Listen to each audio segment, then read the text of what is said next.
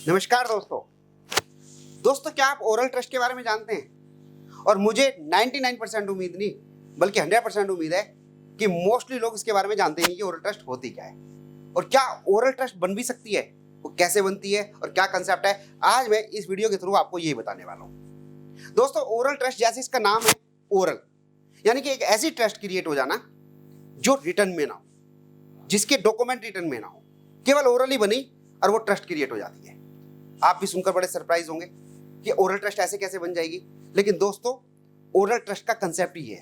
और मजे की बात मैं आपको बताऊं, अगर एक बार ओरल ट्रस्ट क्रिएट हो जाती है ना, तो ट्रस्टी और जो फाउंडर ट्रस्टी होते हैं उनकी पूरी लायबिलिटी वही रहती है जो एक रिटर्न ट्रस्ट की रहती है।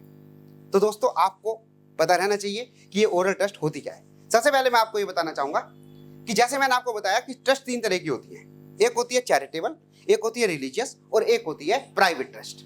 और जो हमारी एनजीओ की कैटेगरी होती है वो होती है चैरिटेबल और रिलीजियस। प्राइवेट ट्रस्ट हमारी एनजीओ की कैटेगरी नहीं होती। लेकिन दोस्तों, ओरल ट्रस्ट तीनों तरह की हो सकती है। चैरिटेबल भी हो सकती है, रिलीजियस भी हो सकती है और प्राइवेट भी हो सकती है। तीनों तरह की ओरल ट्रस्ट क्रिएट हो सकती है। अब ये ओरल है क्या, मैं आपको एग्जाम्पल देके बताऊंगा तो शायद आपको समझ में आएगा अच्छी तरह से। आज मेरा दोस्त है और मैं उसके पास जाता हूँ, उसके घर पे जाता हूँ।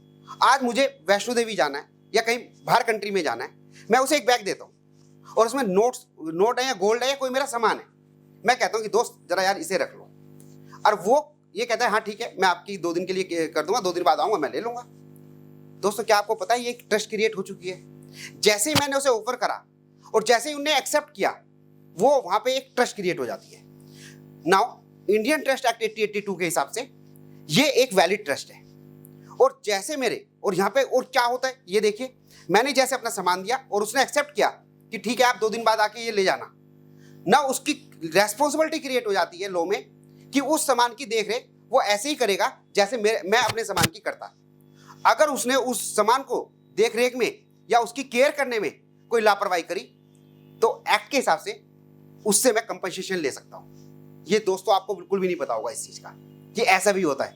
आप हेल्प के चक्कर में दे देते हैं, लेकिन अगर किसी को लीगल नॉलेज है, वो बैग खो जाता है या उस बैग में कोई दिक्कत आ जाती है या उसने केयर नहीं करी और मैं प्रूव कर देता हूं इस चीज को कि इन्होंने इस आइटम को रखने के लिए नेग्लिजेंसी प्रूव हो गई या नेग्लिजेंसी करी है, तो मैं उनसे कंपनसेशन तक भी ले सकता हूं। This is the oral trust. Oral trust का कंसेप्ट ये है कि उसमें डीड होना जरूरी नहीं है।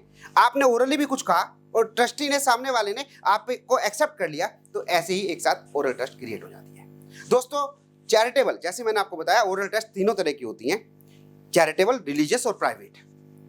ठीक है, ये मैंने एग्जांपल दिया था आपको प्राइवेट का। अब मैं आपको बताऊंगा एनजीओ के रेस्पेक्ट में ओरल ट्रस्ट का क्या यूजफुल वो है, क्या यूज है।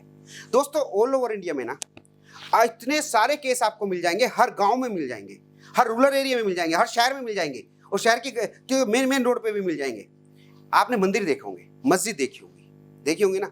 मंदिर देखिए, मंदिर पड़े हुए हैं, लेकिन ये नहीं पता कि मंदिर बना कब था, ये नहीं पता कि मंदिर किसने बनाया था। और वो वहां पे एक गांव वाले जो पंचायत होती है वही उसकी देखरेख करते हैं, और पंचायत नहीं भी हो तो कुछ लोग उसकी देखरेख करते हैं जो भगवान में विश्वास करते हैं, मानते हैं ना आप। तो जैसे ही वो कुछ लोग उसे देखते हैं, ट्रस्ट तो कहीं क्रिएट नहीं हुई थी, लेकिन ऑटोमेटिकली उसकी मैनेजमेंट और मेंटेनेंस की ट्रस्ट क्रिएट कर दी जाती है गांव के वालों के द्वारा या रिटर्न में।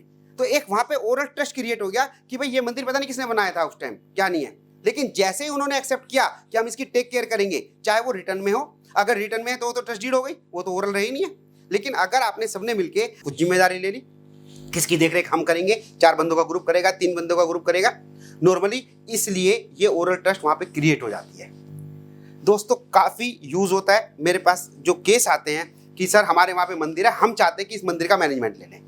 अब उसके पीछे हो सकता है कितनी बार यूज भी होता है और मिसयूज भी होता है कि यार लैंड का अगर हम अपने ऊपर ले लेंगे, जो मंदिर गांव में बने हुए हैं, रोडों पे बने हुए हैं, आपने शहर में भी मंदिर देखे होंगे, है ना, उसकी ट्रस्ट क्रिएट करके मेंटेनेंस की और उसका अधिकार अपने अंडर ले लेते हैं। क्योंकि मंदिर के साथ साथ जो लोग की इंटेंशन रहती है, मैं तो देखो स्पीच देता हूँ, मैं तो अपनी नॉलेज शेयर करता हूँ, तो वो यूज है, मिसयूज है, वो सही है, गलत है, मैं उस पर कमेंट नहीं कर रहा। मैं तो आपको ये बता रहा हूँ कि मेरे पास जो केस आता है उसमें क्या कंक्लूजन निकल के आता है। कुछ लोग वास्तव में मंदिर को अपने अंडर लेते हैं और मंदिर की सेवा करते हैं, भगवान की सेवा करते हैं, जो उनका रिलीजन है, इसमें कोई मैटर ही नहीं है। कुछ लोग उस लैंड को एक्वायर करने के पर्पज से ट्रस्ट क्रिएट कर देते हैं। बहुत दिनों से मंदिर चल रहा है, कोई उसका देख रेख नहीं है, जो समझदार व्यक्ति है, जिन्हें लो पता है, वो उसे इमीडिएटली ट्रस्ट में कन्वर्ट करके अपनी ओनरशिप में लेने की कोशिश करते हैं। तो यहाँ पे ओरल ट्रस्ट का यूज मिसयूज सब कुछ हो सकता है। तो ये था कंसेप्ट, ओरल ट्रस्ट कैसे क्रिएट होती है।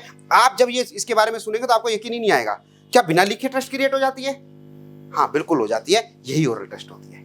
ठीक है दोस्तों, तो मुझे उम्मीद है कि आपको ये वीडियो यूजफुल रही होगी। जब भी किसी की जिम्मेदारी ले, उसकी केयर करने की, उसके सामान की केयर करने की, तो ओरल ट्रस्ट आज के बाद ध्यान रखना कि आप एक ट्रस्ट क्रिएट कर देते हैं और आपकी जिम्मेदारी क्रिएट हो जाती है एक्ट में। ठीक है दोस्तों, फिर मिलते हैं नई वीडियो के साथ। मुझे उम्मीद है कि आपको ये वीडियो पसंद आई होगी। Thank you so much.